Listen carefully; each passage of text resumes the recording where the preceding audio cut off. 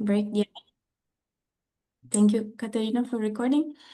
Hello, everyone, and welcome to the fifth, 25th roundtable organized by UTW. UTW stands for Urban Theory Workshop. And before digging in the core of our discussion today, allow me to spend a few words introducing the initiative. UTW has been conceived as a platform by and for early career scholars to discuss collective research interests, questions, and aims. The idea behind the project is to bring together a scattered community around the globe by creating a free from dogmatic academic schemes venue to discuss topics of critical urban studies and political ecology. As a co-founder of the initiative, I invite those who are willing to join our network to visit our website and subscribe to our newsletter. We will post it in the chat soon. On the website, you will see that the roundtable format is one of the two activities actually that we organize. The first one being a repository and an archive in the making of essays, especially from master's students who otherwise will see their contribution disappear in the hard disk of their computer. So the roundtable are a space where to come together and discuss relevant topics, approaches, methodologies, and collective struggles related to it. Let me now pass the word to my colleague Caterina Di Lucchio, who will introduce today's topics and presenters. And I'm Giulia Massens, by the way. Thank you for being here. Hello, everyone. My name is Caterina Di Lucchio, as Giulia said.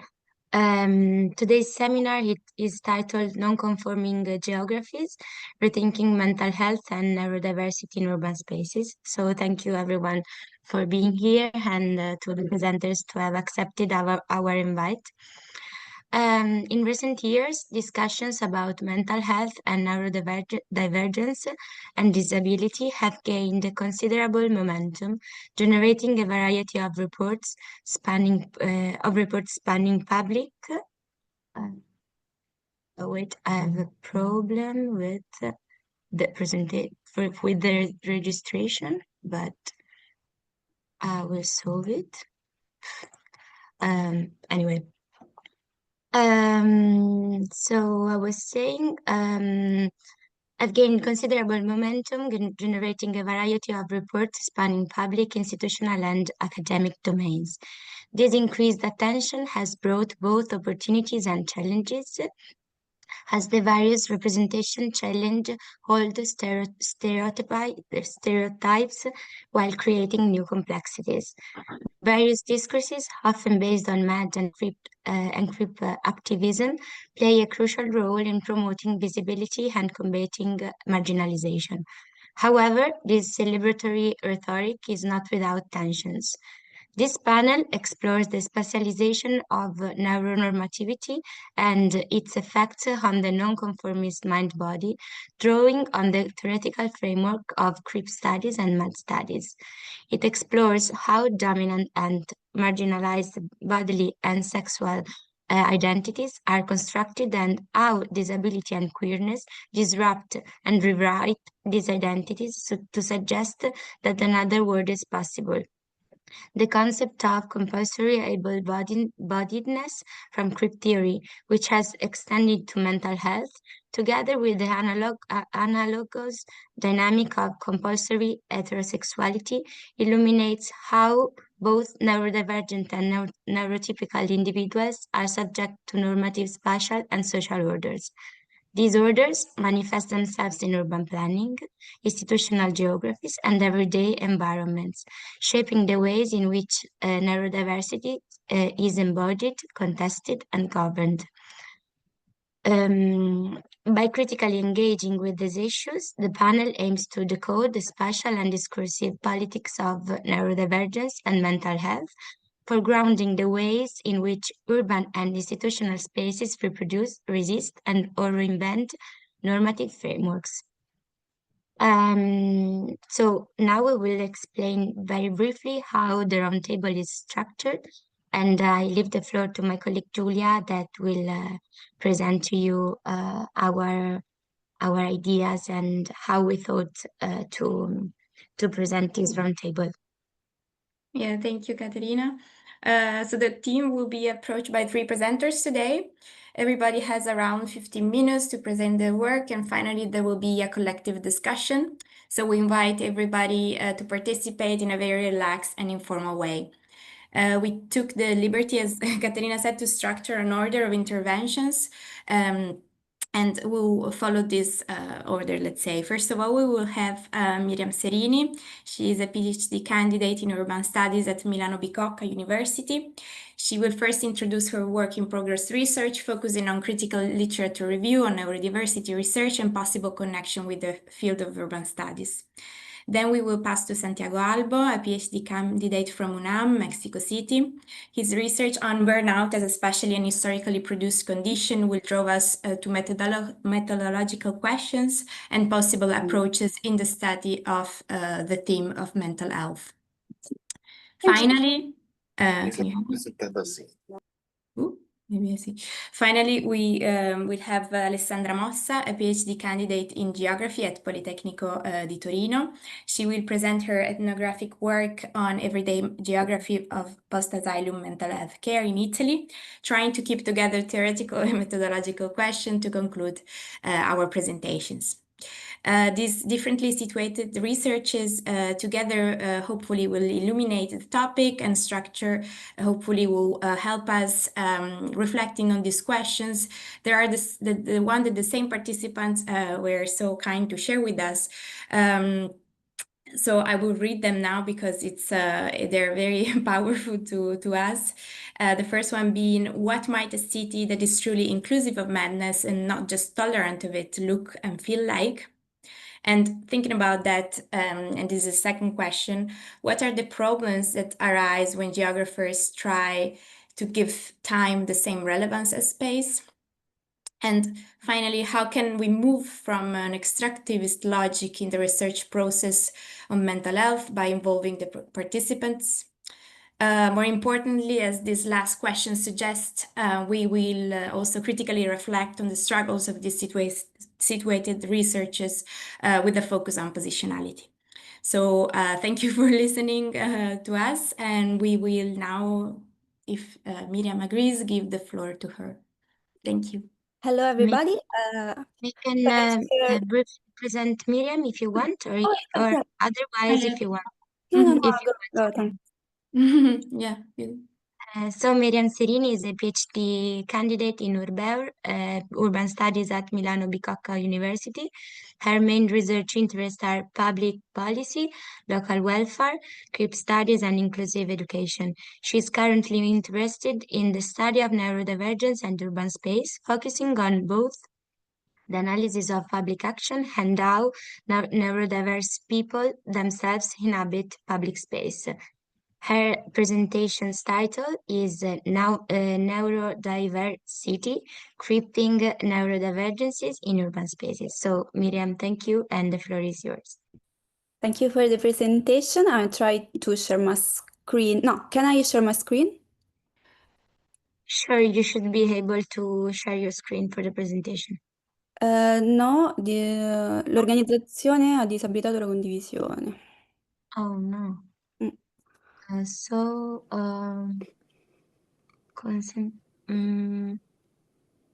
non l'ho fatto io questo, quindi aspetta, prova comunque a condividere. Aspetta, Un po'. ok. Ah, ok. Schermo.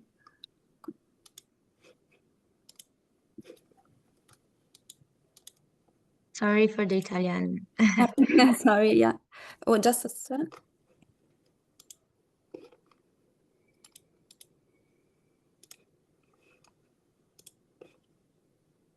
Okay.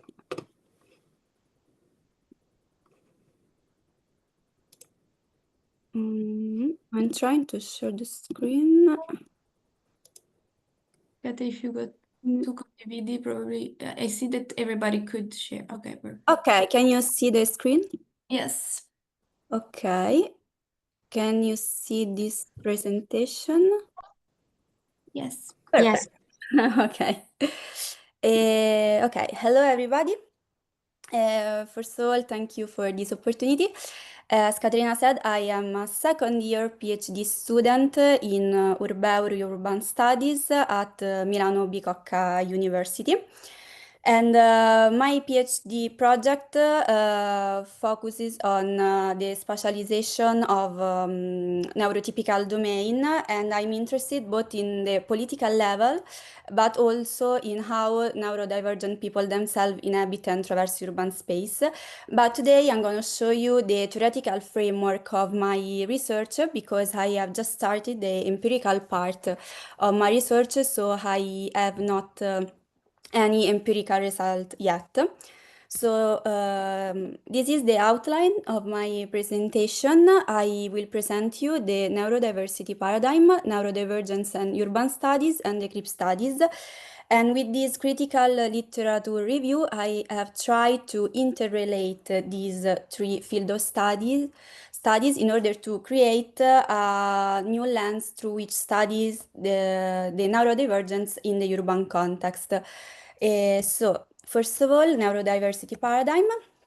Let's start with some definition from a medical point of view. So the medical community uses the term neurotypical and neuroatypical to distinguish between what is considered typical at a brain and cognitive level and what is not. So the characteristics considered normal or typical in human being are those that are statistically more common in the population. With the term neuroatypicality from a medical point of view, we refer to conditions that have been present since neurodevelopment, such as autism, ADHD, learning disability, and so on and so forth. So I took these three definitions from the DSM-5, and I choose these three neurodivergences because are the most common in the population nowadays. So from a medical point of view, the autistic spectrum disorders is characterized by persistent deficits in communication and social interaction and restricted and repetitive pattern of behavior, interest, and activities. ADHD, so attention deficit and hyperactive disorder, is a disorder that includes difficulties in attention and concentration, impulse control, and level of hyperactivity. And learning disabilities, such as dyslexia, dysorthography, and so on, are disorders that manifest themselves especially in difficulty in reading, writing, or computation. So, from this definition, we can understand that the so-called medical model of disability describes neurodivergences as a deficit and a disorder of the individual. And in this sense, the society should have the role of investing in treatment to improve the individual's life. From this perspective, a disorder is an intrinsic characteristic of the individual, and we can identify this characteristic through diagnostic tools. But today, the debate is increasingly involving aspects related to social processes, so their construction, definition, and assumption as mental disorder, and mode by which the institution may produce inclusive context or not. So, on the other hand, we have the so-called social model of disabilities that rather focuses on the barriers, both cultural, symbolic, physical, that limit the lives of people with disabilities in the city, in the urban context. So, from this perspective, the disability is seen as a condition caused by a social and cultural response to an impairment. It's very important to highlight that the social model of disabilities does not exclude the use of specific intervention for some condition, but only those aimed to normalizing individual, so to make them as neurotypical as possible. So the neurodiversity paradigm is based on the social model of disabilities, and the term neurodiversity was first introduced in the late 90s. This term is not intended to deny their nature as neurological phenomena, but to reject their connotation in terms of disorder, recognizing them as diversities and not pathologies. So the purpose of this reconceptualization is demedicalizing non-normotype neurological condition. So neurodiversity is meant to emphasize how autism, ADHD, learning disabilities are a typical form of brain functioning, regardless of a pathologizing negative value judgment. So, neurodiversity is both a field of study and also a form of activism aimed at questioning the idea that a brain that deviates from a pre-established norm is necessary to be considered problematic or pathological. And the term neurodivergence is a term that emerged from a social movement of non-normotypical people who wanted to reappropriate and claim as a political concept their atypicality, understood as a divergence from a neurological norm, from the neuronormativity. So the neurodiversity in this way becomes a paradigm which resists medical and pathologizing definition. So when we talk about neurodiversity, we can challenge the medical model in two directions.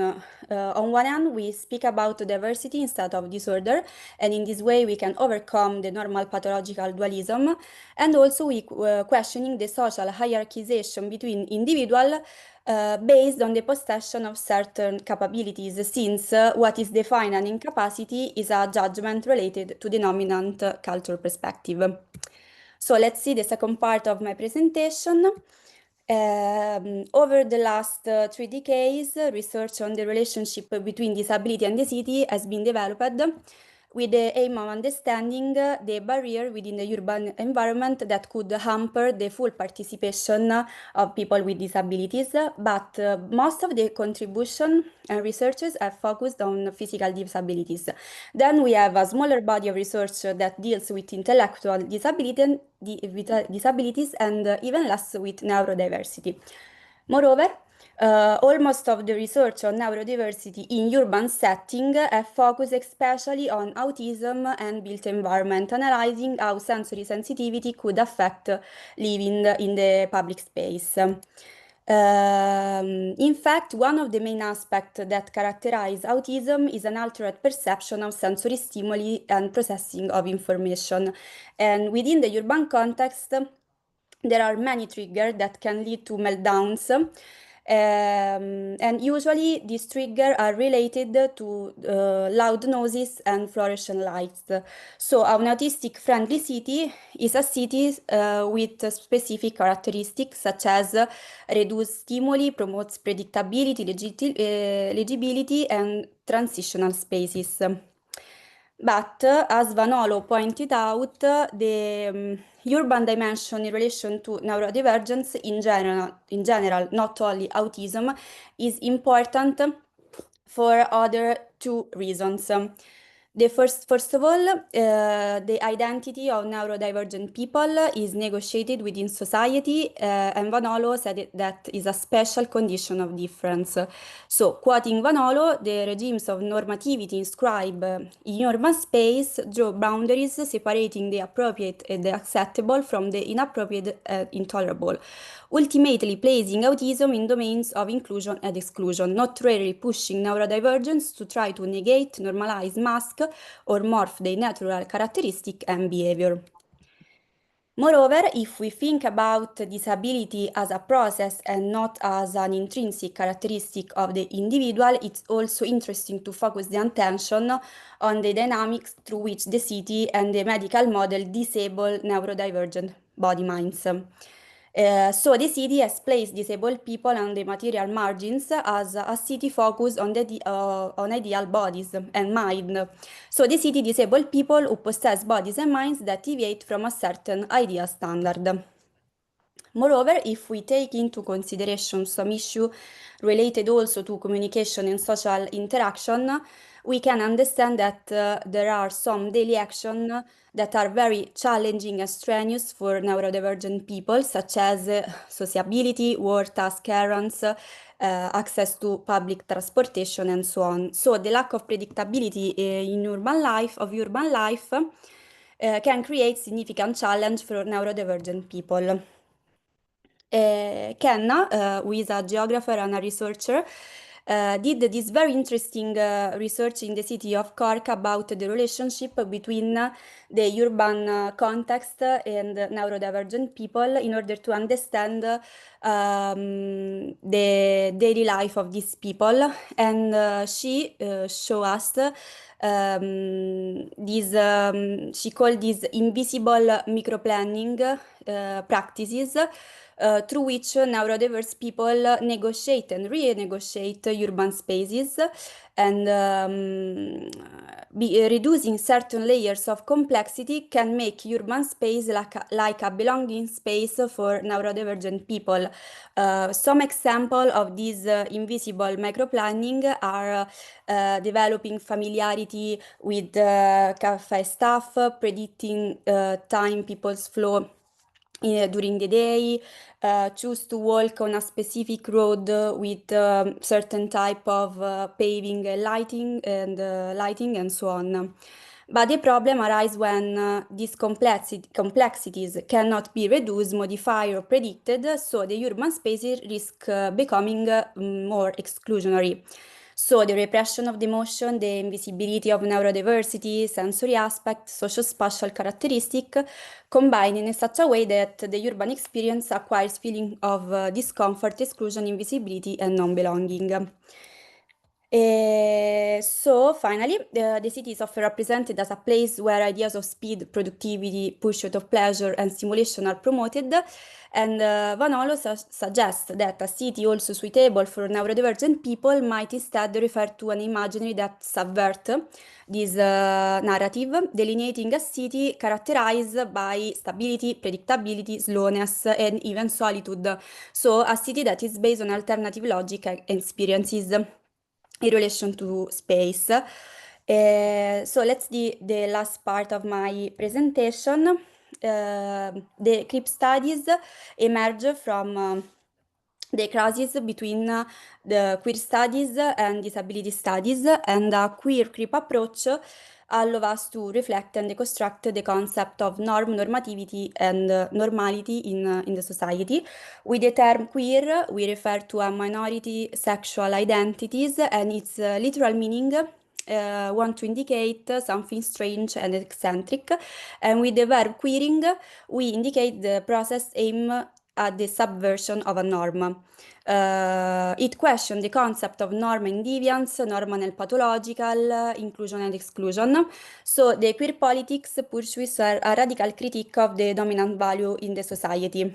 So the analogy between queer identity and neurodivergent identity lies here in the possibility of being able to be and act outside a pre-established norm. So on one hand, the hetero-cis normativity, and on the other hand, the normativity of able body mind.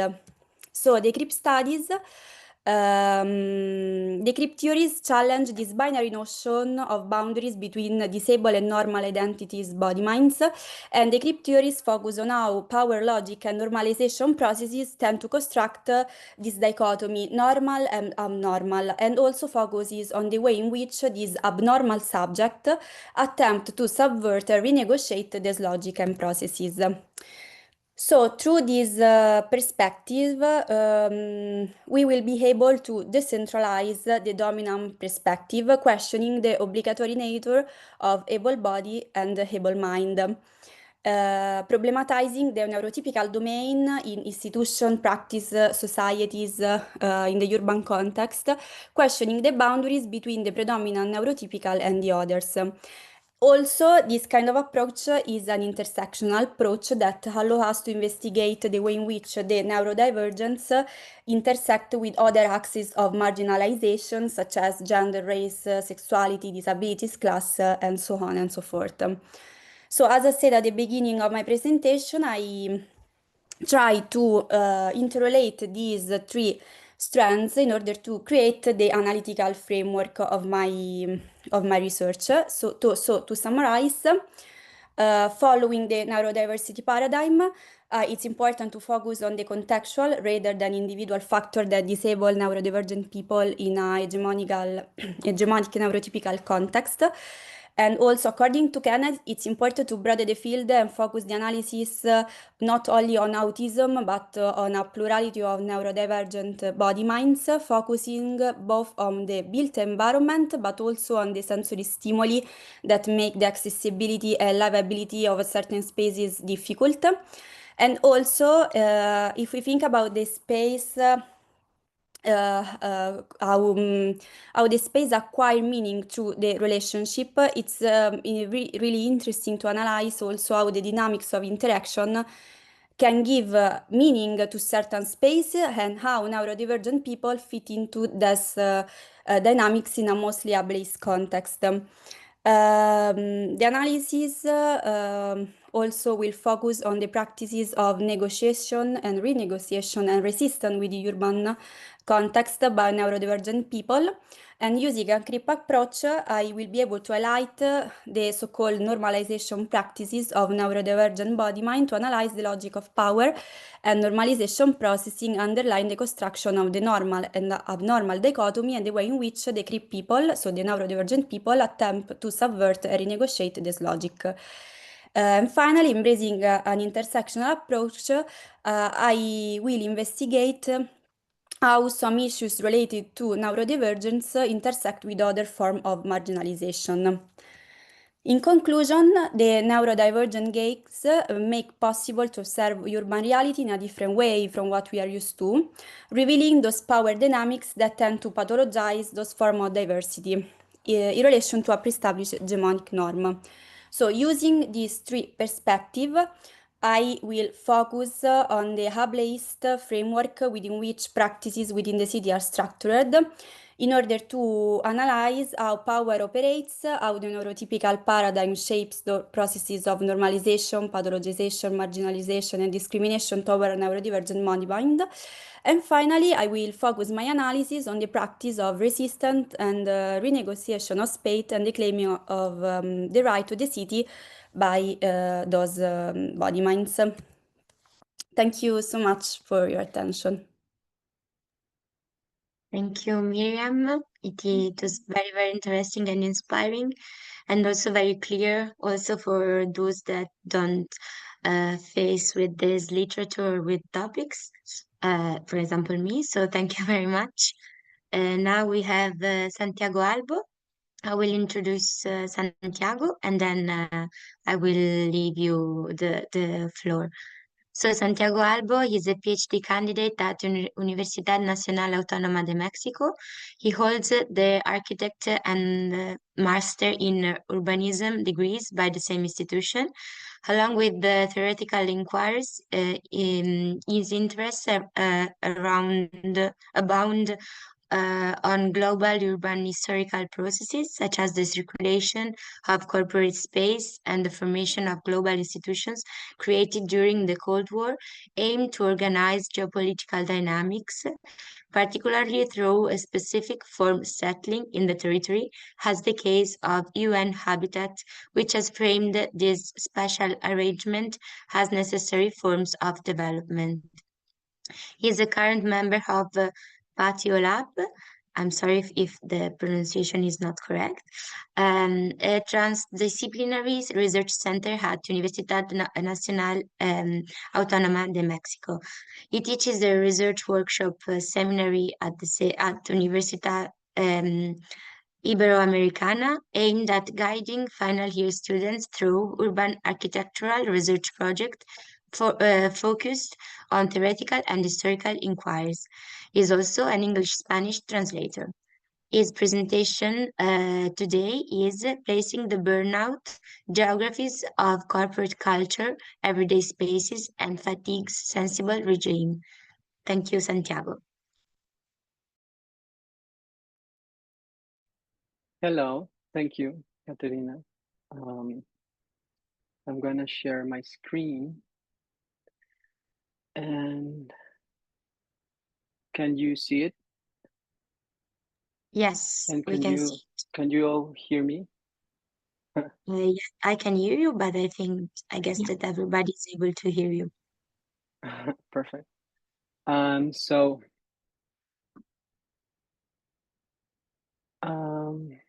first of all, I want to thank you for organizing this. Thank you to Julia for inviting me, and well, for everyone that is here. And so today I will share with you some ideas about my current research project that is called Placing the Burnout and Geographies of Corporate Culture, Everyday Spaces, and Fatigue Sensible Regime. And they wish to discuss with you the burnout phenomenon, not just as a psychological syndrome, but as a social, cultural, historical, and economic condition of the contemporary urban human. And so I will talk about how I conceptualize it, about my methodological approach to address it, and about its political and scientific relevance. So in advance, I want to say sorry for the first two slides. There are a lot of things, and there's not all of my slides are fully translated, so I will translate the most important things.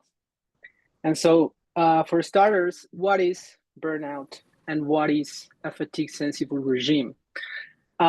Besides the clinical diagnosis that denotes a labor-related chronic and emotional exhaustion, its history begins with a novel that was published by English author Graham Greene in the 60s, and it is called A Burnout Case. And so I'm going to linger a bit on this novel because the concept, the metaphor of the burnt out is something that I work with a lot in my research. So this is a novel about a world famous architect that gets tired of life and of everything, and he goes to the Congo and he hides in a leprosy. And so by being besides the lepers, the people that are physically maimed and mutilated, he finds himself that he is also a leper, but he has like a spiritual leprosy. Okay. And well, he finds his meaning in this place, and yeah, the novel goes on, but this is the main metaphor of the novel, and this is the main like outline in which I wish to understand what is burnout. Okay. And so its formal clinical history began in psychology in the 70s by Herbert Freudenberger, and then by Christina Malash and Susan Jackson in the 80s. And beyond that, I argue that it also has a cultural history that can be traced by analyzing the global circulation of American corporate culture since the Cold War within its developmental project to modernize the Western world and to expand its influence in the world system's geopolitical arena. And so it is a historical problem that can be addressed by analyzing it spatially and culturally. And that is to say, as a genealogy of contemporary burnout, which implies an inquiry into what I call a fatigue sensible regime. And so I wish to also say that this is not a new question, but luckily it is a new angle, one that is hinged on a historical spatial perspective that crosses the scales of the global, the urban, and the body. That is my main theoretical methodological objective. It is a spatial historical account on the anthropologic economic process of neoliberal subjectification that Foucault defined as forms of governmentality and strategies of biopolitical regulation. And so there is a lot of literature about this. All of the works of Bauman on the liquid modernity and liquid world has to do with this book by Richard Sennett called The Corrosion of Character. This other book by Bolstanski and Chapello about the new spirit of capitalism also addresses this processes. Pierre Ledoux and Christian Laval's The New Way of the World, and David Graeber and Mauricio Lazzarato's work on debt as a fundamental structure for the neoliberal subject. And so the way I wish to address this question, which is not new, is by looking at the transnational labor-centered rhythms of everyday life in cities and how they have transformed over time, and by placing the corporate culture at the center. And this has been at the core of the exportation of American culture. And so in this way, the burnout condition is a manifestation of a wider and deeper problem. And this wider, deeper problem is what I call a fatigue-sensible regime. And in this way, the burnout can be understood as a culture of self-mutilation. That's the metaphor of the novel. And it is reproduced through economical rationalities, such as the entrepreneurship of the self, the unattainable search for happiness and the well-being, and be productive mandates. And so I argue that the contemporary urban human has developed anthropotechnics. This is a concept from Peter Sloterdijk, to immunize themselves against the pain that this culture and its lifestyles entail. And so we do not only create palliatives against the painful states, but also against any state that is negative or uncertain. And so what I understand as a sensible regime, as a fatigue-sensible regime, is an assemblage of everyday practices, urban imaginaries, and effects that make up an aesthetic disposition, a form of making sense of the sensible. This comes from Jacques Rancière's philosophy. And also, it can be framed as an spatial inquiry into what Byung-Chul Han recognized as a Müdigkeitsgesellschaft. And so this is the Burnout Society. This is the title of the book in English, but in Spanish, it is cansancio, the word, and cansancio and Müdigkeit mean the same thing, which is not burnout. So I chose the word fatigue, not because it is more precise in its translation, but because I wish to make a distinction between a concept that has a clinical history, such as the burnout syndrome, and a philosophical concept that is the Müdigkeitsgesellschaft. And this is necessary because the perspective of the phenomenon the author is describing entails an existential dread and spiritual dread more than a pathological condition per se. And so the whole burnout can be seen at the aftermath of 70 years of the globalization of an American way of life and of the overall precarization of life in our urban worlds. And so this is where we can place this diagram of madmen I made here.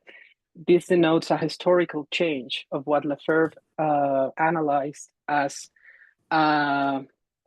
in his book of the Critique of Everyday Life. He defined everyday life in three particular spheres: the domestic, the labor, and the leisure.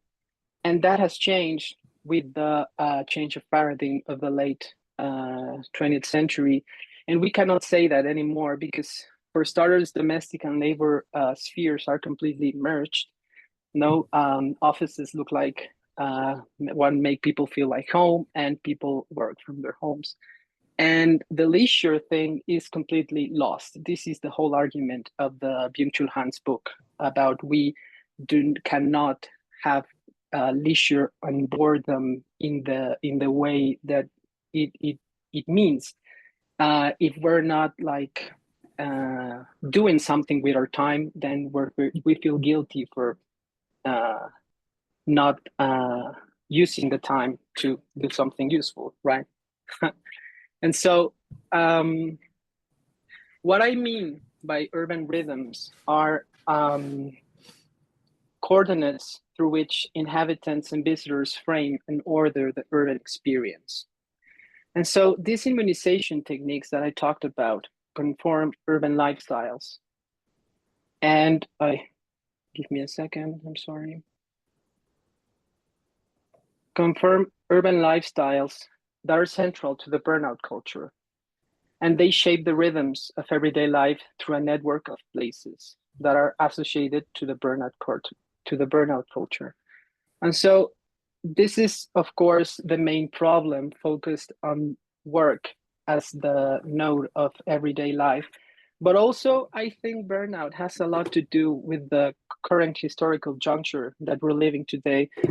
And so we are used to living a life within a crisis world. And so this sort of existential dread or mutilated spirit, of course, seems natural when the world around us is profoundly overwhelming in every possible sense. And yet we have to go to work and we have to earn money and do this in spite of all of this. And so this is the idea sort of the anthropotechnics. We develop these techniques of the self and socially to go through with our lives and to optimize ourselves. And so I start by differentiating the concept of corporate culture from a geography of a corporate geography from a geography of corporate culture. Oh yeah, there's some. And so the main difference is that while corporate geographies denote central business districts as areas as ontologically and epistemologically fixed space, I wish to understand the geographies of corporate culture as a relational space. This is an emergent conceptualization of space that is different. And so it is understood as a network of human and non-human relationships. And so why is corporate culture interesting? Because for starters, it's all over the world. It has expanded in many ways into our everyday lives, and it has dictated and still does how collective work organizations should be managed, at least in a worldwide level. But mainly, it has taught us how to manage ourselves as human enterprises, and how to invest our time, our efforts, and how to take care of our bodies as a form of self-investment. And so with this, I want to talk about this great article by Brazilian sociologist Daniel Pereira, and he shows us how corporate world is different. It's more than these economic financial processes of reproduction and management of the economy, such as Saskia Sassen's work on global cities, right? They are also nodes that territorialize everyday dynamics and collective experiences. In this sense, the corporate world-wide labor organization also spatializes cultural practices, urban imaginaries, and lifestyles that are historically central to processes of neoliberal subjectification. And so in this article, the author states that since the 90s, the corporate world has devised strategies of emotional self-management, where concepts like emotional capital or human capital or emotional intelligence came up. And they were created for workers to be able to recognize the good emotions from the bad ones, depending, of course, if they are useful or not for production and consumption. And so I'm going to read this. The policy of labor precariousness and the flexibility of production processes undermine the conditions for the development of moral and motivational feelings, and arouse instead irrational emotions from an administrative rationality viewpoint, such as anxiety, fear, frustration, apathy, anger, stress, and others. And so it is thought that these negative emotions, in addition to shame, humiliation, and low self-esteem, are stigmas which detract from your value as a worker. And so, according to the author, formation or optimization of negative emotional states is done through investments in emotional biological capital. That is, making new habits that can be mental and routine, new lifestyles, and thus the responsibility for neutralizing these negative emotions lies within the subject himself, who must seek support from physicians, psychologists, psychiatrists, and which is why it is not by chance that there has been a sharp increase in the classification and diagnosis of affective disorders in psychiatric manuals since the 80s. As emotional intelligence is considered to have a dimension that is simultaneously cognitive and neurobiological, it can be treated through other types of biological care, such as lifestyle, diet, exercises, among others. And even through pharmaceutical production of the self. And thus the economic subject has been converted into a bioengineer, which in addition to revealing its physical and mental suffering, seeks to achieve it through cognition and biochemistry as emotional cosmetics that will enable it to adjust to demands and improve its performance. And so what I want to say with this is, why do I want to start weaving a network of places and of processes from the corporate space of the office? And so I see the office as a window, as a node, and as a locus for the analysis of processes of neoliberal subjectification. And so it is a window into the everyday life of people, and it allows me to connect the production with the self-care practices. And I listed some of them related to the mindfulness, to the wellness things, the exercise, the going hiking, and all of other things that I guess that are also very trendy, not just in Mexico. And by this, my main research case, my research case is WeWork. And WeWork has offices all over the world. And I do not want to linger here much time, but I think you can see why they are an interesting case for starting, right? So they have what we can say is a global culture, global corporate culture that reproduces, and it, in many senses, is here we're born a lot of the co-worker kind of situation, right? And so we all know their love what you do thing, and the kind of discourses that are permeated all across their architectonic designs, but also in their identities of the places, of the enterprise, and of the people who they take this, okay? And so this was like the theoretical part of how I frame my research. And now this is going to be a bit quicker in terms of methodology. I like to share with you like the kitchen of the method that I'm taking. And so I have this agenda that came up from this fantastic text from Sebastian Cacard and Elise Olmedo called Mapping the Skin and the Guts of Stories. And so the skin means mapping the surface, and mapping the guts is the insides, the visceral, right?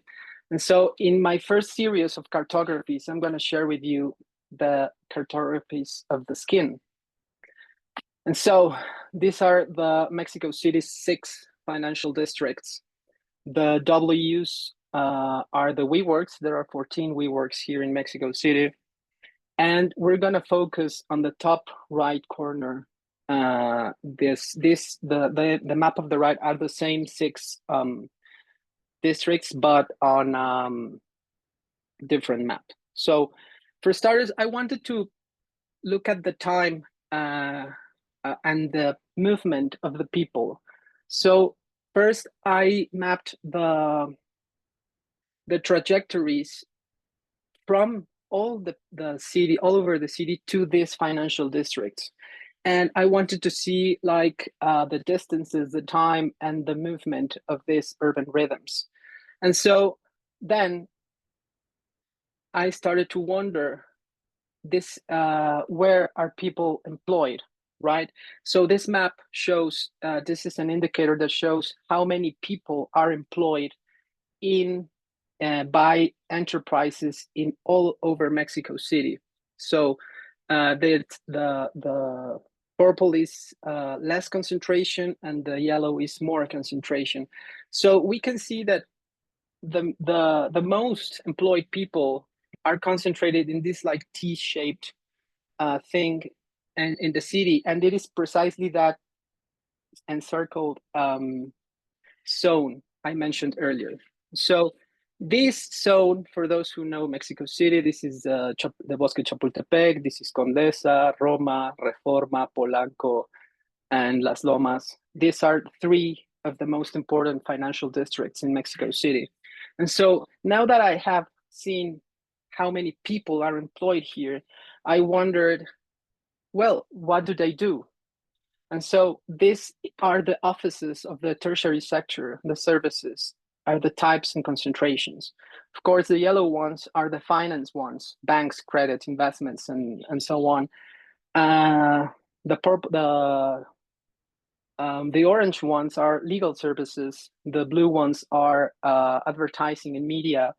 The purple ones are design. The gray ones are consulting, and the green ones are insurances. And so then I wanted to see where, regarding to this same area, where does the self-care services are? And so in this other cartography, we can see, for example, all of the blue icons are related to sports and to gyms. And the purple ones are like, well, health or I don't know, like spiritual well-being things. And the empty circles are like beauty things, such as nails and I don't know. But also there's Pilates, spinning, yoga. And so if we see how these two clouds converge, we can see what I call a geography of a corporate culture, how I understand it. Okay, so this is like, gives me a lot of methodologically how I want to go in to the guts of this problem, right? And so the next cartographies are the effective ones. And so my methodological strategy here is an ethnography, interviews, and a body mapping workshop. And so what I'm gonna do is doing an ethnography in WeWork, and then when I have some key informants, I'm gonna do some structured interviews. And then with all of these participants, I'm gonna do a body mapping workshop. And I'm gonna show you just very quickly some things that I have gotten with this field work.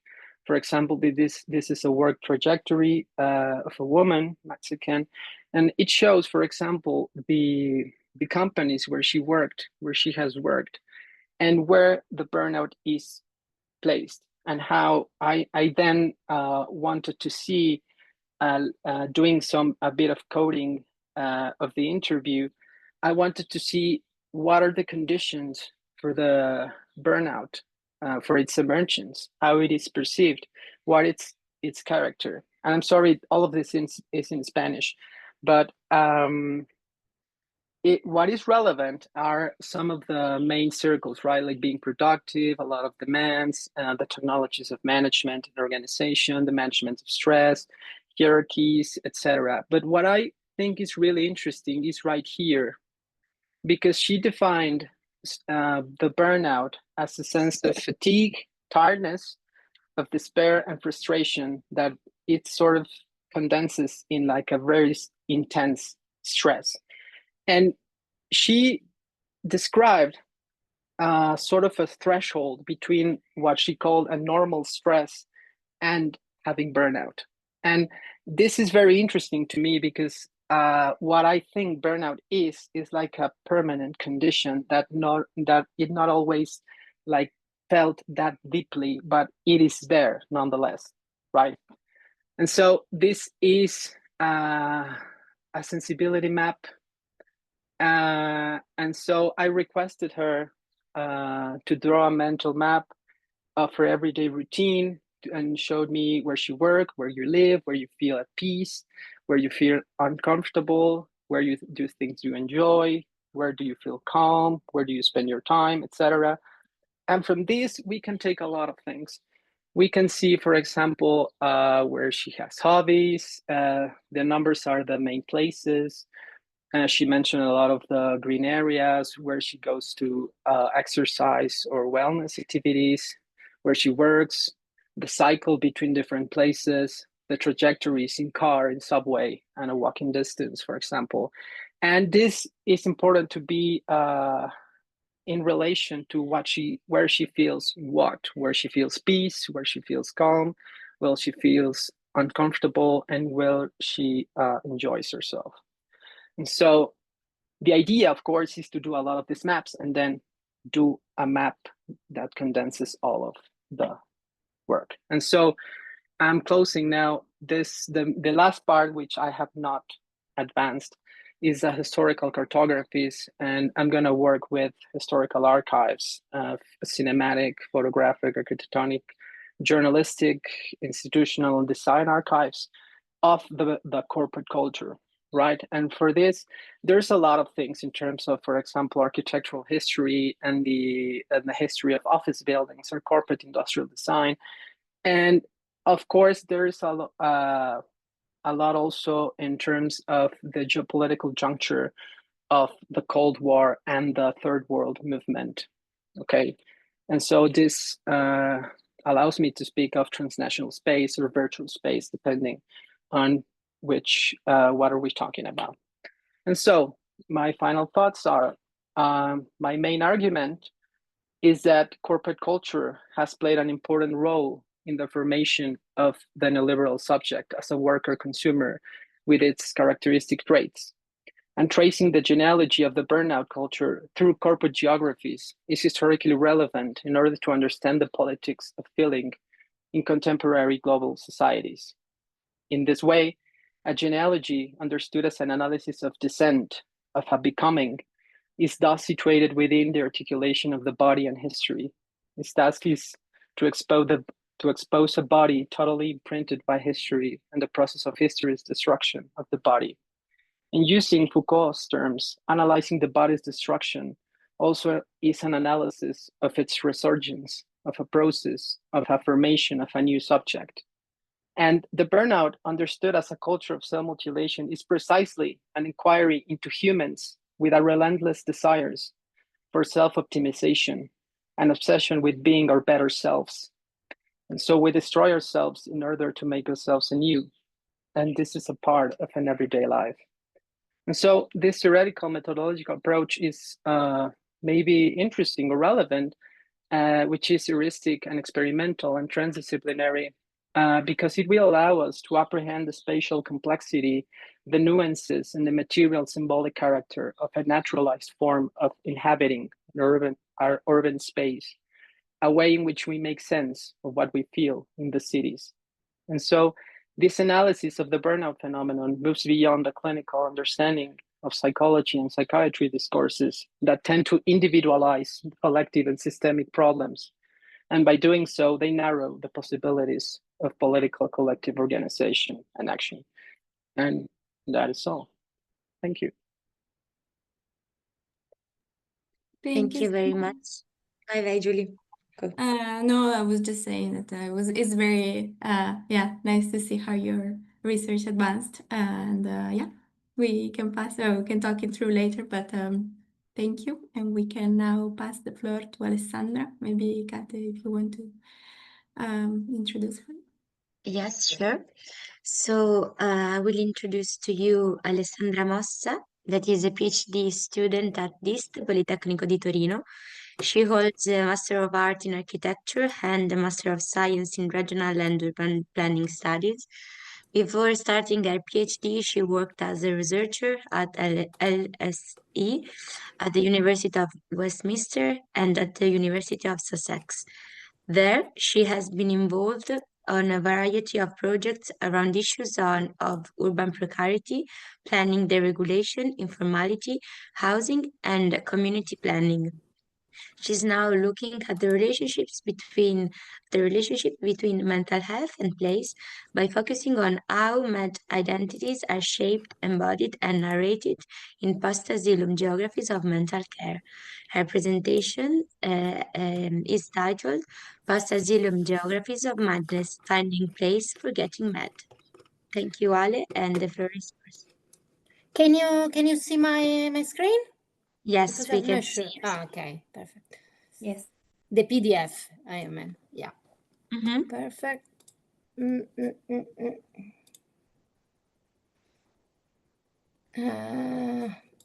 I have a problem with this.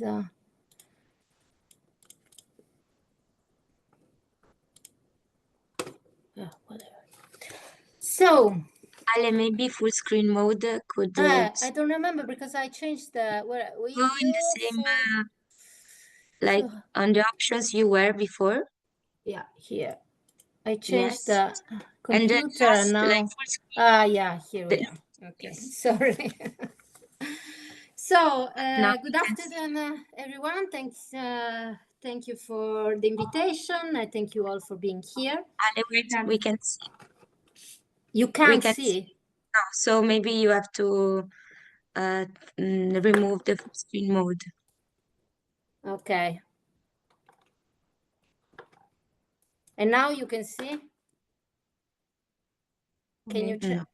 No? Try to share again the screen because I think Yeah. you cannot. Yeah. But yeah, also as it was before, it was okay. It was very clear. You could see. Oh, wait. What can you see now? No. Maybe share screen again in the Zoom. I did. Okay. Wait. Maybe something changed. No, it's my browser. That there was a. If you want, yeah, no. No. It's, Okay, you can send it to me, but then. Okay. Now we Okay. see your screen. what do you see? Now we see your screen of your laptop. So we see our Zoom.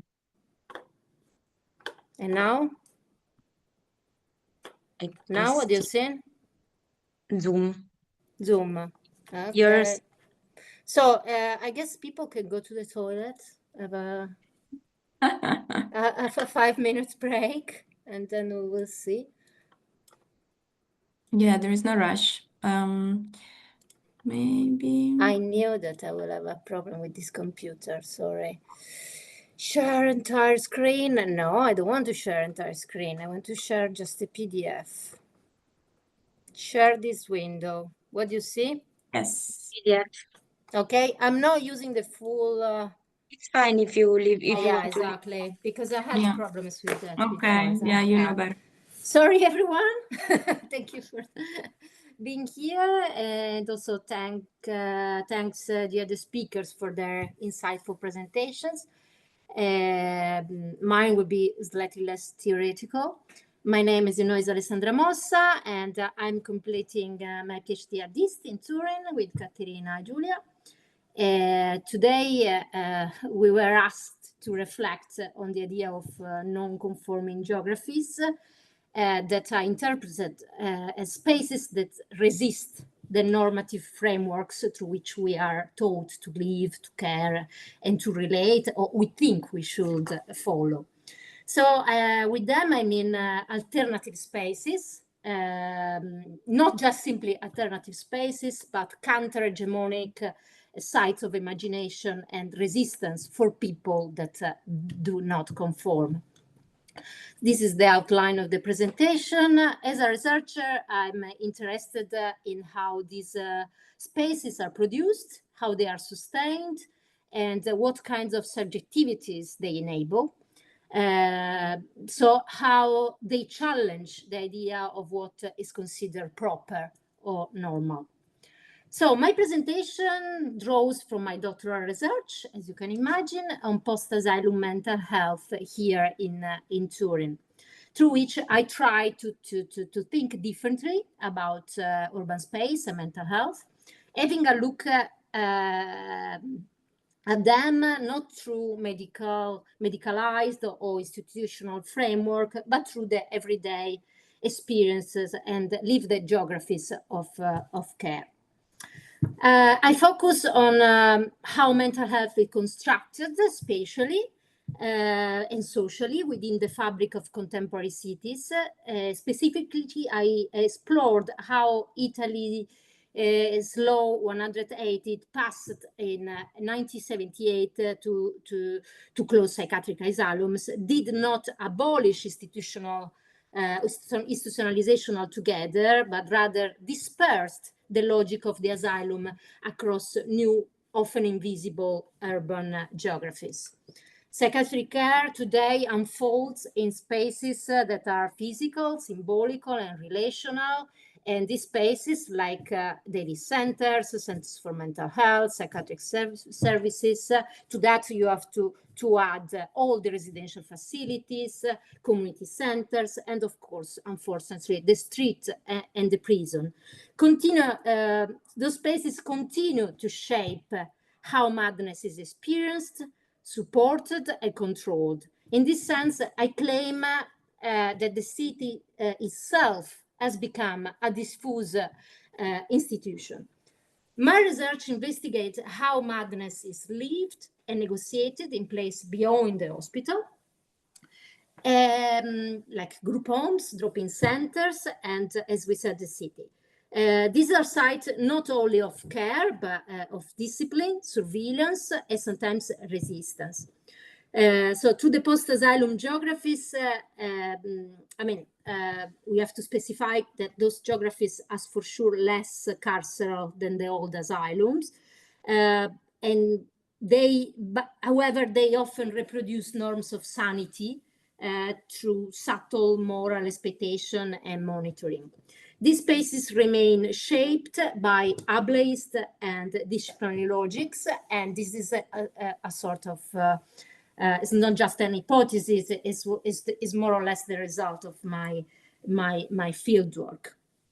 Drawing on thinkers like Diaghiles, like Goffman, Foucault, and voices from math studies, that is more kind of the sister of crip theory Miriam talked us about. I frame madness as a socially constructed, spatially regulated, and politically charged. Of course, as we all of us believe, space is never neutral, and it's always an active agent in shaping subjectivity. Yet I also believe, seeing the result of my fieldwork, in the potential, revolutionary potential of cracks in the system, where resistance and self-determination can emerge even within controlling environments. So by putting the relational nature of space at the center of the analysis, I intend to fill the gap represented nowadays by a substantial lack of first-person narratives around the experience of psychiatric care. And while placing the experience of Turin within the wider movement traditionally linked to the work of Franco Basaglia and of the psychiatric reform, I highlighted the specificity of the Turin case and provided with a place-specific examination of the evolution and diversification of this geography, of some of those geographies, putting the microscale, the everyday, and the individual at the center of the inquiry. So my presentation will be mainly focused on just one part of the fieldwork. To explore the dynamics I was talking about, I combined a mix of autoethnography, using my own experience as a service user of psychiatric services, archival research, and multi-sited ethnography. The core of my fieldwork took place in 7 group homes managed by a local cooperative, where I volunteered for almost 8 months. There I conducted participant observation and interviews with both residents and staff. My aim was to center the microscale, as I said, the everyday, the relational, and the embodied. I choose to focus on group homes for 3 main reasons. There is a limited public knowledge about these facilities, despite their widespread use. They represent what is often the final stage in a person's therapeutic journey, and their substantial invisibility, because they are very small, ordinary, tucked away. Just around my flat, there are at least 6 that I'm aware of, run by different cooperatives, of course.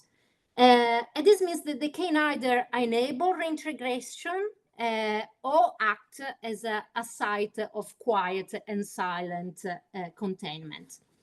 While the goal of the system is to provide care close to home, In reality, many patients cannot safely return to their own homes due to economic situation, unstable families, unsafe environments, and it's also a sort of dependence that those kind of facilities create in them. So the group home sometimes becomes a substitute of a permanent substitute of a home. These homes are designed for up to 5 residents, all with psychiatric issues that can vary. More they should be at the same stage in their recovery, but it's not always easy to make it to happen, and aim to promote gradual autonomy. But without, as we said, real housing or employment opportunities, autonomy sometimes remain elusive. And people become stuck in what is traditionally defined as the sliding door system, made of endless cycles of admissions and discharges.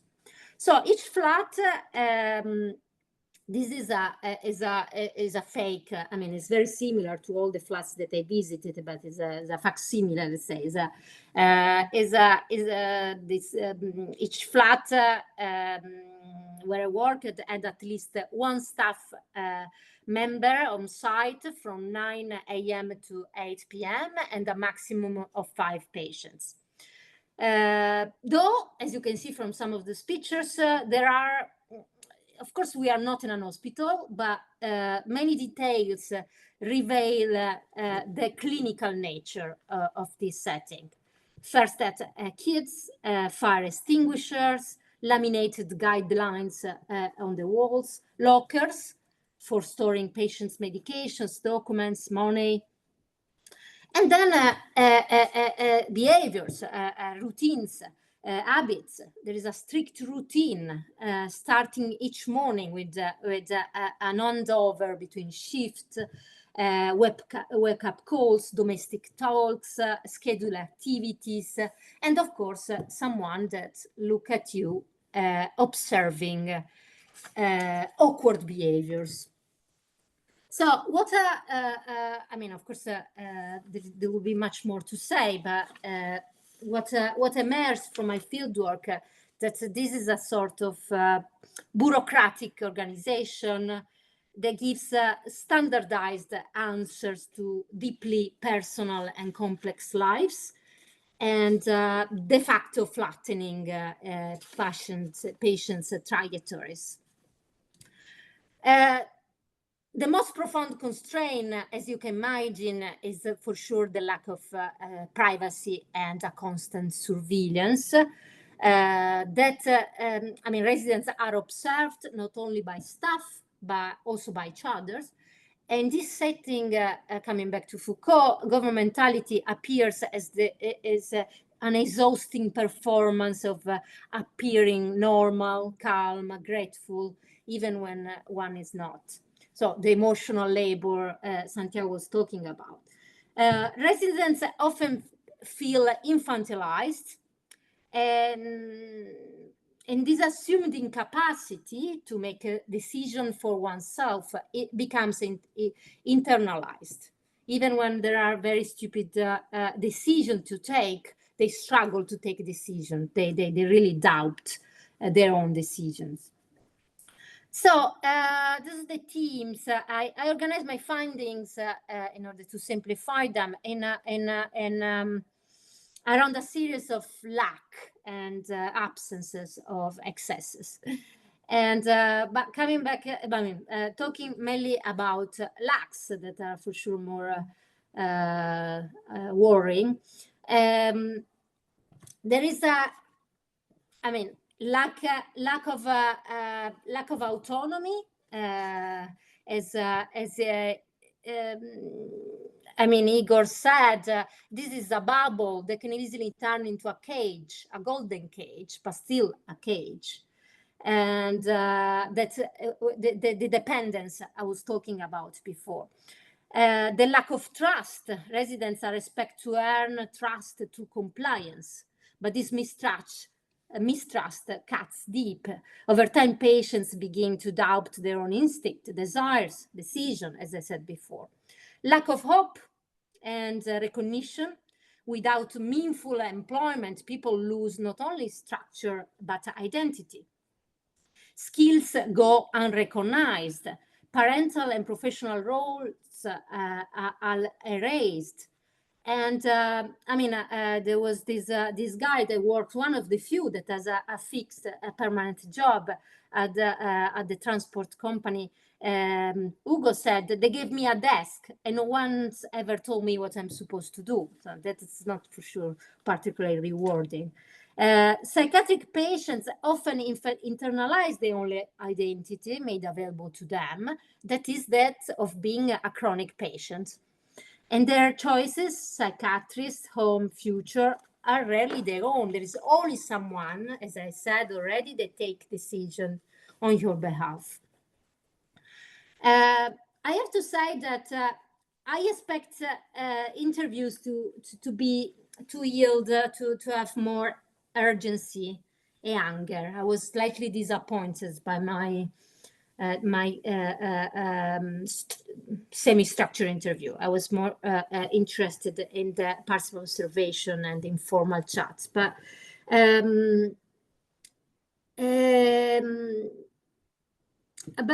realized that it's not easy if your voice has been silenced for decades to speak again, even if someone is open to listen to you openly without being judgmental. And some patients describe themselves as unreliable, unlovable, a burden. Others exaggerated the wellness to give approval or or downplayed distress out of fear, no? Because this performative exercise, you are sometimes they play with their illness in order to get something. In other case, life becomes a sort of performance with a labor that goes underseen. So what to say, alternatives are not many, and also there is a huge mistrust in the public services. So the private sector is an aspect, I mean, another alternative that is often, I mean, is not really explored and is even more worrying than those settings. So working closely with staff, I noticed that I lived also their fatigue, for using Santiago's vocabulary, their care and their fatigue, but also their huge sense of frustration and perhaps some of their hopelessness. So it became clear to me that if you want to be optimistic and to honor the psychiatric reforms, the Franco Basaglia's radical vision that we are always ready to celebrate and be proud of, I think we must not only be happy about what we achieved, but keep interrogate about how we have institutionalized Basaglia's legacy. So group homes, for me, of course, are a more human setting than asylums. I'm not saying that asylums were better, but they've become a default model, frozen in their form. And often they reduce life to the basics, to the bare life, to a roof, food, pills, control. And I think if we stop here, we risk replacing one cage with another, even if it's better than the previous ones. So coming back to the questions of the seminar, so what would it mean to build cities that are truly accessible to people with mental health conditions or with neurodiversity? Maybe later we can discuss the difference between what I believe is different in approaching a MAD or an autistic city. And how we should do it in a physical, not just in a spatial term, but also in terms in a social, emotional, existential way. So a city that is mad, neurodiverse, and welcomes people that are that do not conform. They treat madness not as a deficit, or something to be afraid of, because the problem with madness, I think, sometimes is that, but as a legitimate way of knowing, feeling, and being, where madness isn't hidden or just treated, but also politicized and reclaimed. To conclude, my work urges us to rethink what it means as a first of all, what it means to care, to be sane, to belong, and without believing that it's possible. I'm not a fully abolitionist. I mean, the decentralized city is not free of institutions, it's full of them. And I think it's impossible to imagine a world without some forms of institutions. But by making these spaces visible, accessible, by listening deeply to lived experience, to practice this listening exercise, because as I try to explain you before, if you stop listening to people, that is not that easy to restart a conversation. We should be able to open space for, in the cracks, for resistance, reimagination, and a radical belonging. In this sense, madness, in my opinion, I mean, is very utopistic, but should become or can become a political project as well as much as queerness, and a way of living. Otherwise, in a city, they still too often demands conformity, demands to be tidy and quiet. That's it. Thank you, Alessandra, for sharing your insights. And thank you all. Now that we concluded, I first of all would like to open the floor to the audience to see if there are question, clarification you want from our presenters. And otherwise, I will step in. Please don't be shy, raise your hand or just turn out the microphone. But yeah, for sure, great presentations and insights. I think we covered a lot, from theory to methodology to like embodied experience, as Alessandra showed us now. And also some hope, which is good, some final proposals as millennials want to always do. But yeah.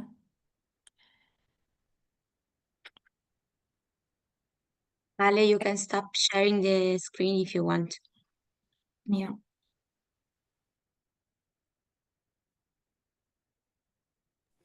Sorry. Yeah, don't worry. I'm very boomer today. I don't know. No problem. It's true that teaching in prison without even using the computer, but just I completely Talking about prisons. Can I start with some question to the other Sure. side? Go ahead. Of course, yes. Because in this moment of my research, I'm really thinking about some methodological issues and especially my positioning in the research. So I want to ask to the other speaker, have you done some kind of reflection about your positioning, maybe especially Alessandra, as you talk about autoethnography. So I'm really curious about this kind of reflection. So about reflexivity and positioning and the relation with um, people involved in your research and so positioning in general. Yeah, for sure, especially because, I mean, in a way, the fact that I have a mental issue myself has made my positionality less problematic, let's say, within my fieldwork, within the group homes. It wasn't probably while I was doing cover ethnography as a patient. So I was there talking to a doctor, not all of them, or just looking at waiting rooms. There I was observing, and I was a patient. I wasn't the double guise of being a researcher and a user. So there was something that was likely problematic, but it's true that I haven't usually used that material. For what concerns, yeah, I was quite worried to be. I also censored myself a lot while I was doing my fieldwork. A person that wasn't as worried probably would have managed to get more from the fieldwork. I always hoped the patients. I let the patient tell me things without pushing too much. They all knew that I was a researcher. They all knew that I was MAD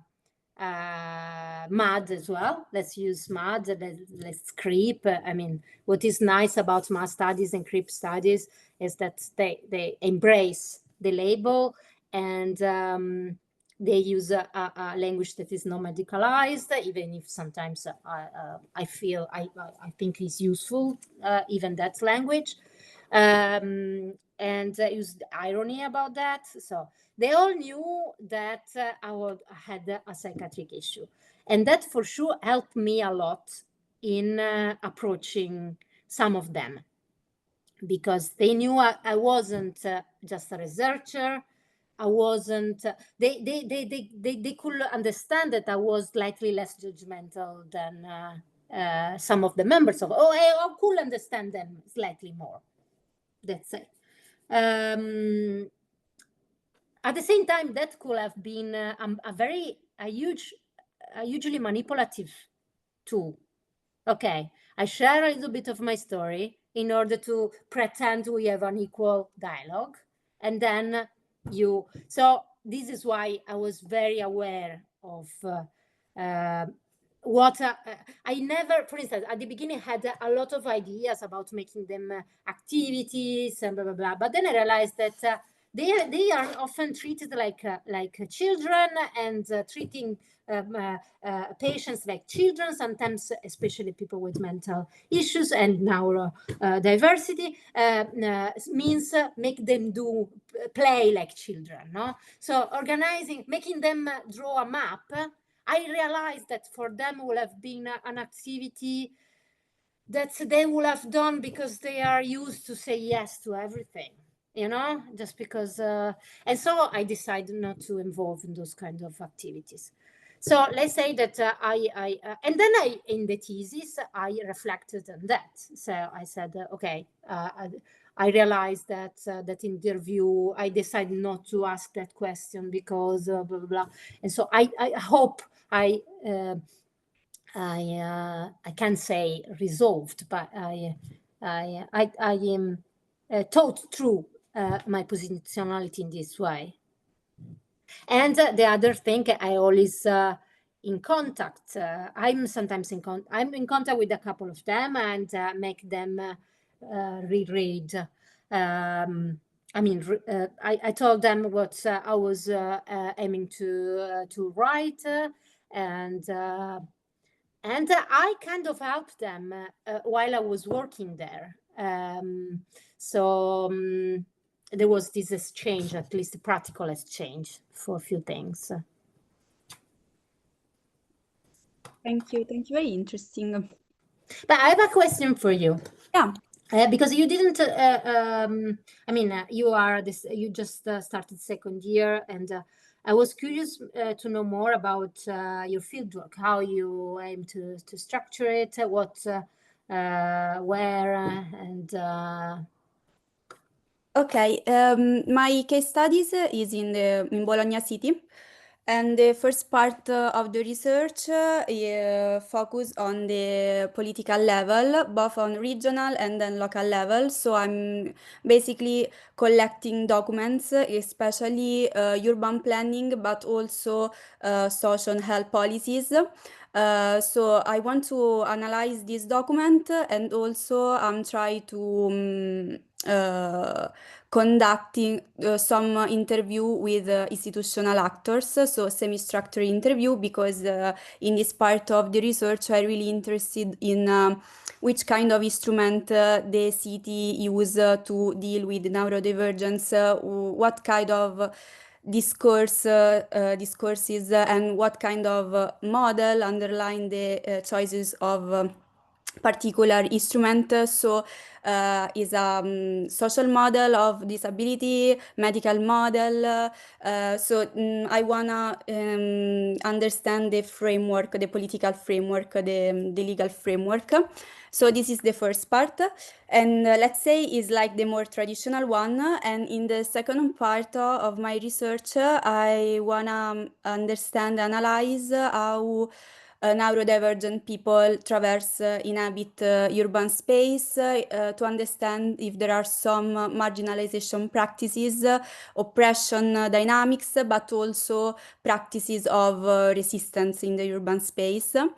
And for this part, I'm now reflecting a lot about the neurotypicality of the social research and the neurotypicality of the instrument that we use in social research, because we often use instruments such as semi-structured interview and so on, but many people maybe could feel uncomfortable in this like of face-to-face conversation, especially neurodivergent people. So I'm trying to push the research beyond and deconstructing some more neurotypical and traditional instrument.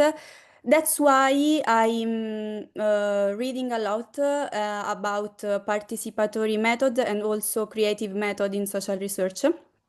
And now I have organized this first meeting with some neurodivergent people 1 month ago.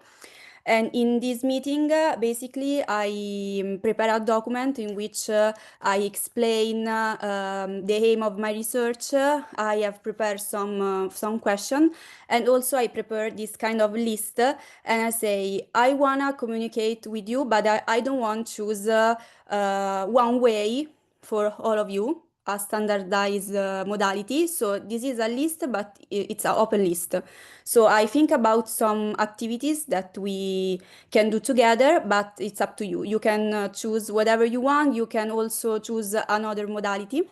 So I gave to them this document, and I think 1 week later, they answer me, and every people decide the modality they want to use to communicate with me, both individually but also in a collective way. And so in the next week, I'm organizing itinerant interview, because 4 people have chosen to do this kind of interview with me. So today I have 2 meetings. In the first meeting, we prepare the itinerary together, and then the next week we will do this itinerant interview together. And other people have chosen to use also a more traditional interview, but some people say to me, okay, but I need some time to write down something before answer to you. I need some time. Another person told me that she wanna write a poetry and then share with me this poetry, and also I will organize this workshop, collage workshop, because all of the people that want to do with me the itinerant interview want also do something in a group. So I will organize this workshop in which we discuss about our itinerant interview, and then we will do a collage together, and we will have a collective discussion. And so basically I am in this moment of my research. Very interesting. I was wondering, I mean, in terms of, I know maybe as a stereotype, but there is a lot of activism online. I mean, for what concerns autism, and so I wonder if even using some digital tools in order to get something could help some of your potential interviewees. Do you mean use digital tools with people? I mean, some of them can send you some videos, and so interact with them and not in person, basically, because I mean, I follow some of the most famous activists. It's rare to find a mad activist, but there are a lot of people that online share a lot about their about living with neurodiversity or being neurotypical. So I wonder if that could be an extra method. It's not a methodology, a method that yeah. Yeah, when I made this list, I also put some idea in general audio-visual techniques. So in this list there are some options like digital storytelling, participatory video diary. Just one person, the person who wants to do firstly an interview, then she is a graphic designer, so she told me, okay, I want to do firstly an interview, and then I probably create a graphic for you and send you later. Thank you. Sorry for. No, go ahead. I have a question in the chat. Maybe I will read it. Raffaele wrote, "Hi everyone. I would like to pose a common question to all the three speakers. I would like to ask one, if from what emerged from their fieldwork, they feel they can dare to propose some prescriptive suggestion about how to deal with the enormous social issue they are dealing with. And two, if they have already completed their contemplated the idea of exporting their methodology in other studies, for example, cities, that might offer a different output."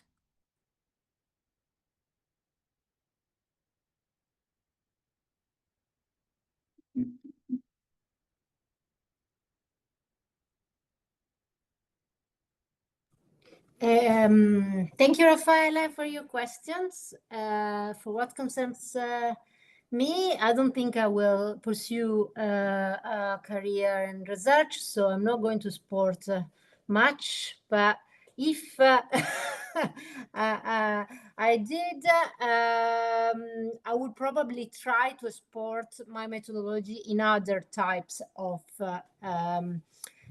facilities, because I had just to look at one particular service. So I will still stay in Turin, but explore other facilities. I don't dare to propose some prescriptive suggestions. This is the tricky.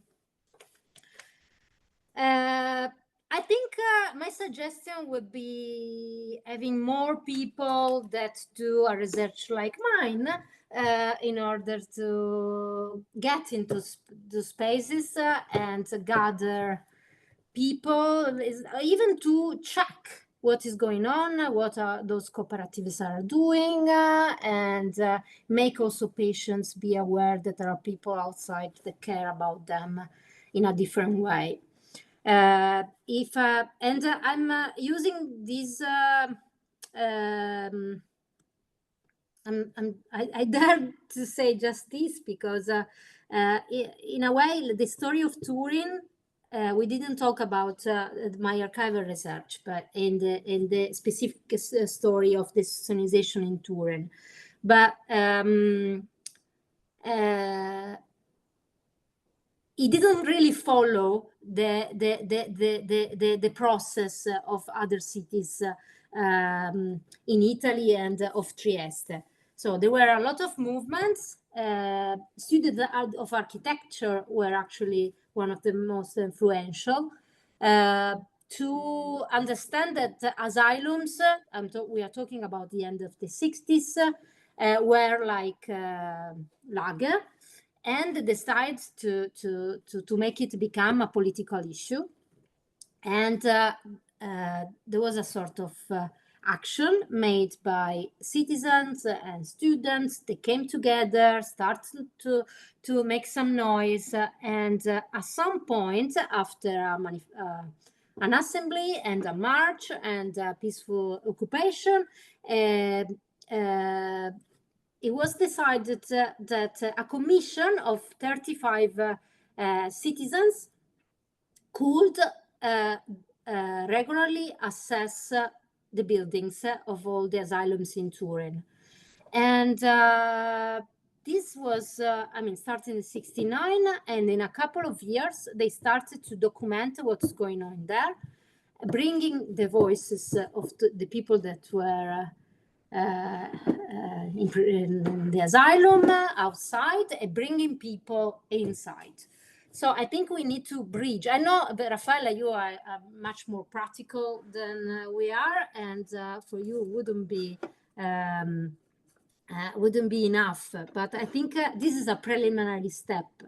We should start knowing that there is a group home close to our flat home, and maybe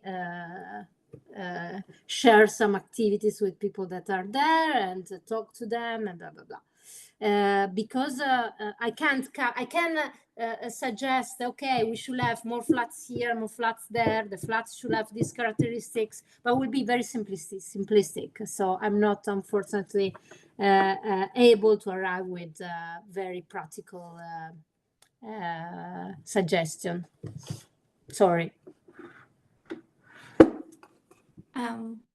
Maybe before, can I ask you also a question before going on, because this is maybe a very difficult question and people can reflect upon it. Maybe we can come back to this later. I wanted to pose a question. I mean, I think the three presentations were, apart from really insightful, but really had this common thread of rhythm and slow down or speed up. And I think it's interesting what Alessandra said about that she wanted to comment on the let's say diversity between ADHD and madness and so on and so forth. But maybe my question it's for Santiago now. And it's on your methodology. So I know you have been struggling a lot on finding the right corporate and the right, also there was all this question when we met first, I think 1 year ago, on what to compare and if to compare. And maybe my question is more provocative than nothing. So my question would be, do you think it's necessary to also keep Berlin into account, to historicize and to prove that this is a common, or it is just a way to historicize and to prove that this is a common thread?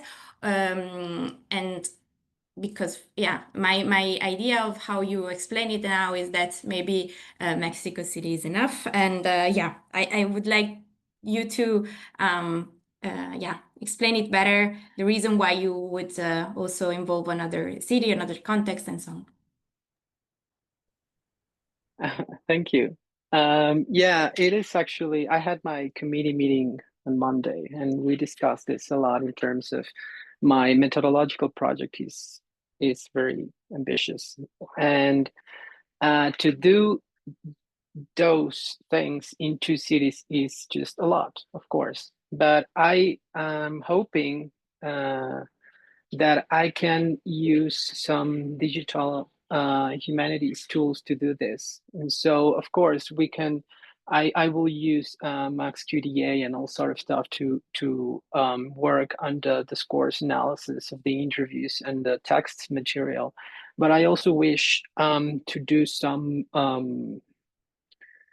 experimental things in terms of maybe teaching an AI to do some analysis in terms of visual content, and in terms of all of the material one can teach this robot how I want to be things systematized, organized, etc. And they are doing this, for example, in Manchester University, they're doing this first with texts and then with movies and all kinds of stuff. And so instead of working, I don't know, with 10 movies and I don't know, 25 interviews, you can work with 5,000 movies. And you know, that really is the question of how, in terms of quantity of data, can one manage. I think if I do manage to work with these digital tools, I may be able to do it. And in terms of what it is, if it is necessary to think or to work with 2 cities, or Mexico City is one enough, it may be so. But one of the main points I want to address is that this condition of existence, which is worldwide, have you ever heard, for example, this concept of climate anxiety?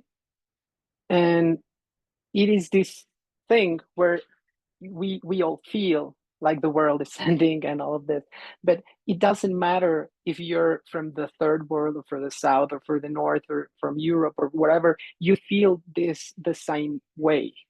Perhaps the things closer to you are different, but you can sort of feel it. That is what I think the burnout can be thought of. I think that to address this and to say this kind of spiritual dreadness as an overall problem, and sort of different forms of precarious life, even if you live in Germany or you live in Mexico or you live in whatever place, it feels the same. And so I think that I would have to do some field work, maybe not the historical, maybe just the ethnography, for example, in Berlin, so that I can really test this hypothesis and to hear what people have to say about this. And it is also interesting to address Germany in this issue, because during the Cold War, for example, Germany was the front line, right, between the East and West. And so if you see a map of Germany's enterprises and companies, all of them are on the West side, you know, and on the East side is just Berlin with a lot of companies. But that divide in terms of the movement of the corporate world in Germany is really interesting until today.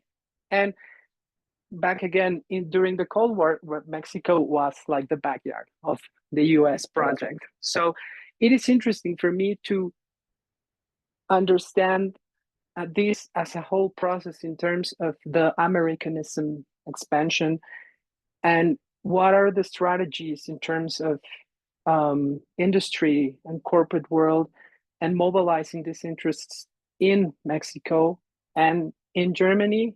And yeah, I think what Jennifer Robinson calls comparative imagination, this concept is really fun to work with.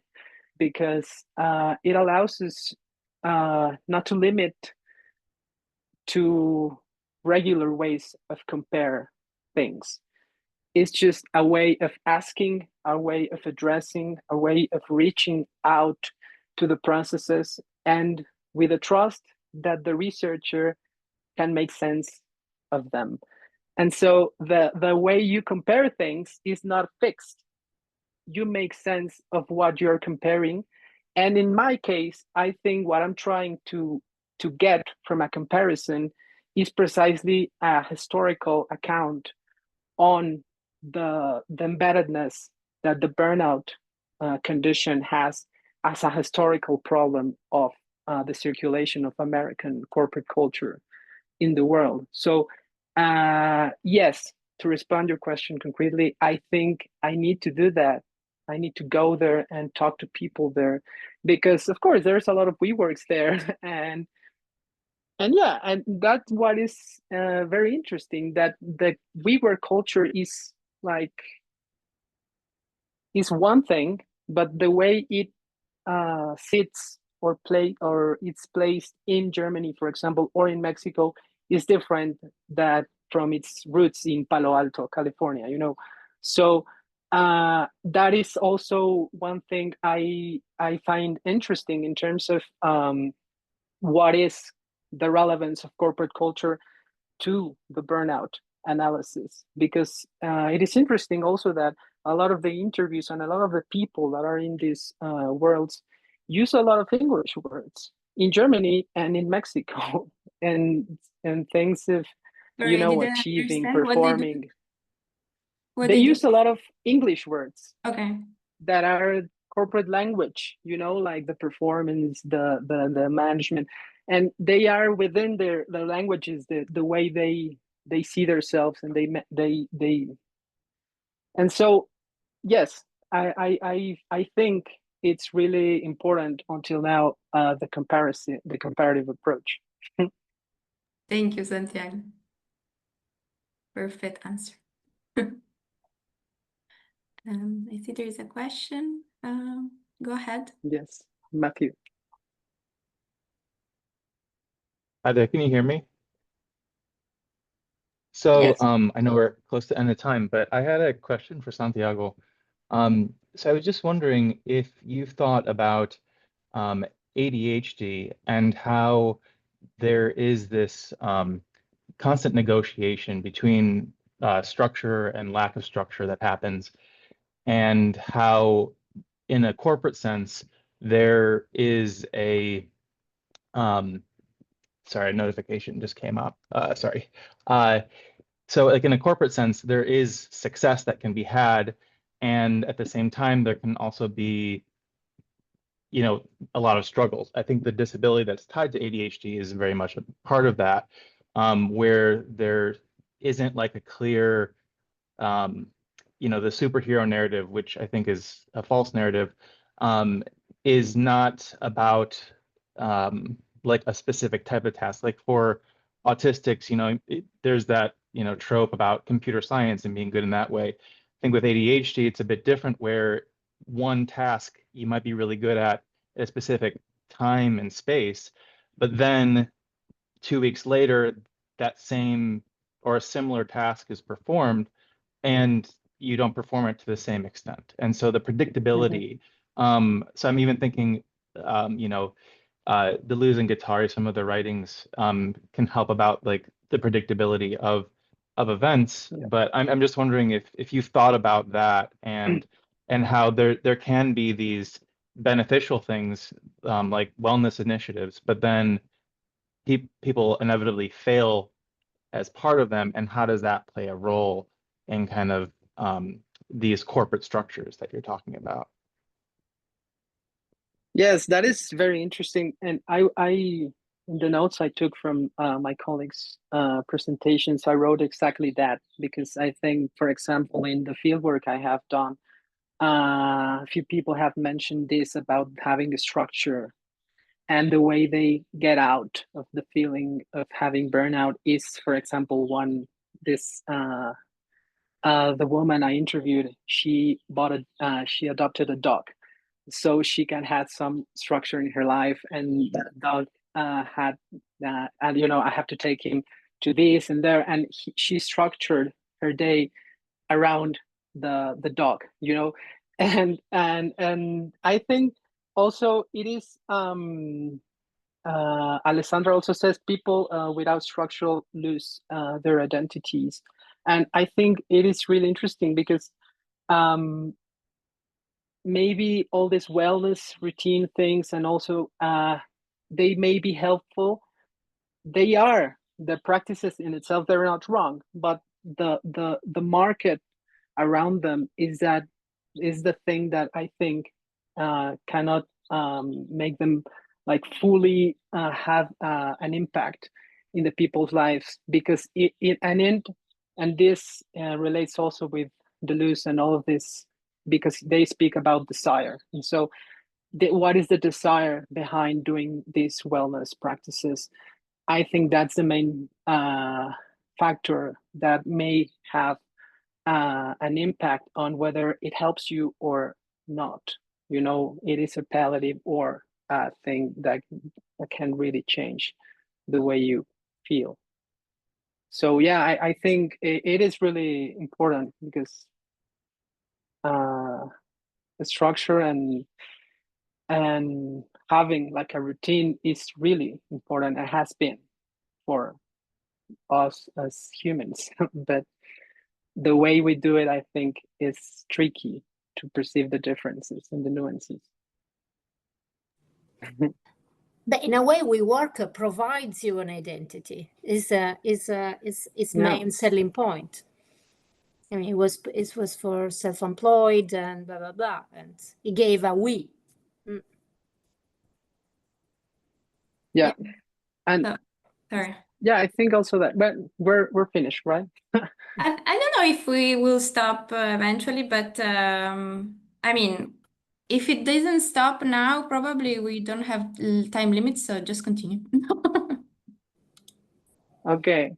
Yeah, what I was going to reply is that, of course, work is an essential thing in all of community life throughout humans as animals that have been culturally developed, right? And so you play a role within your community, and that is the work, and the work has a purpose, and it has had a purpose.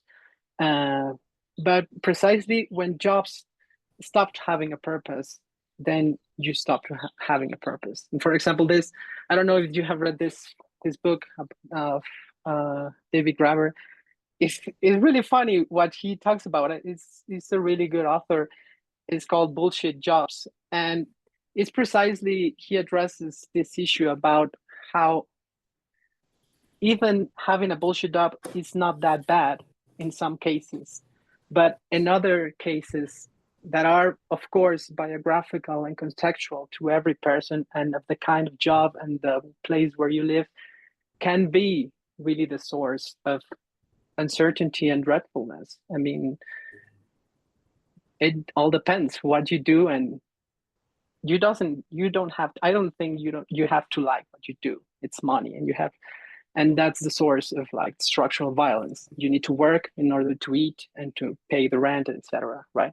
So it also can become a really heavy thing to deal with, and yeah, we seek other practices beyond our work to do it. But I think it's interesting what Alessandra said, also the fact that the we work identity, it's per se an interesting fact. So why people do want to go there to work in WeWork, and we have a colleague here in Politecnico doing research on digital and nomads, right? So this per se, it's an identity that somehow for solitude or for some reasons you want to perceive, but you want to engage or encapsulate yourself in this kind of environments as well. So this is quite interesting. Yeah, sorry.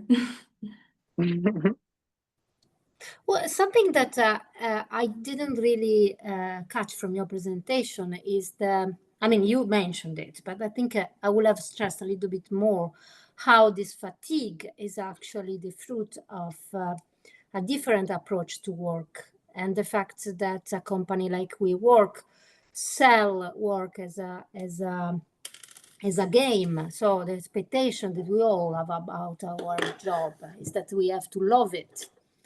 And so this is leading you to blur the line between work and life.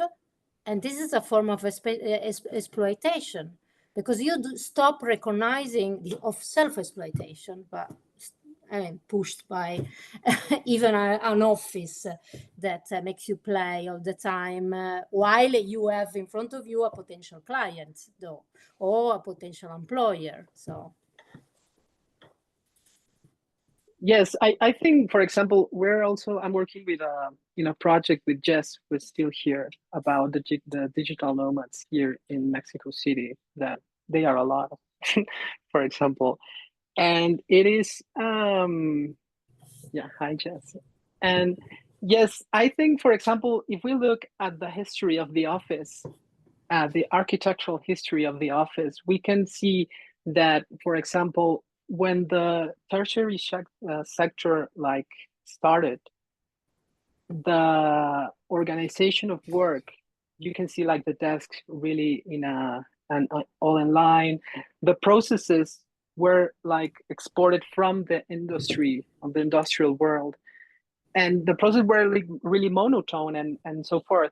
And then as it flexibilizes and the work becomes flexible, the office changes and the organization of work changes. And so I argue this in a text that I have written. The office, like WeWork, does not exercise control or power directly, because it is the worker who wants to exploit himself. And so what they look for is that you feel at home, that you remain most of your time there in that building, in that same neighborhood, and that you can have your life there with the same people. And so the blurring of the domestic space and the labor space is also a blurring between the relationships. Your personal relationships become the work relationships, you know?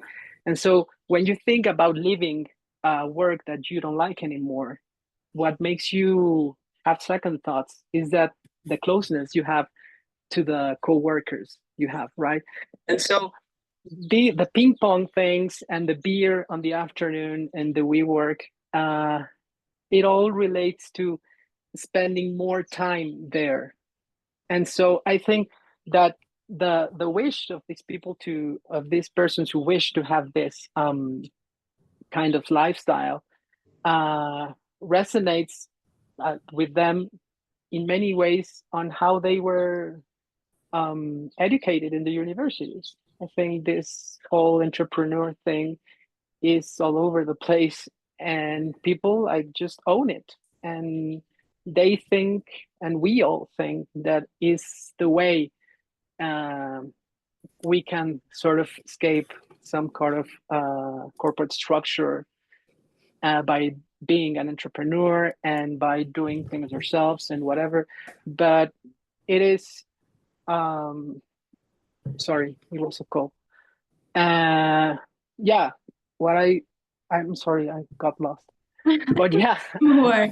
I think we are also, I was told that also we need to finish, so wrap up. So I think it was a good, even though sad conclusion, but I think we covered most of the topics we wanted to, so lovely.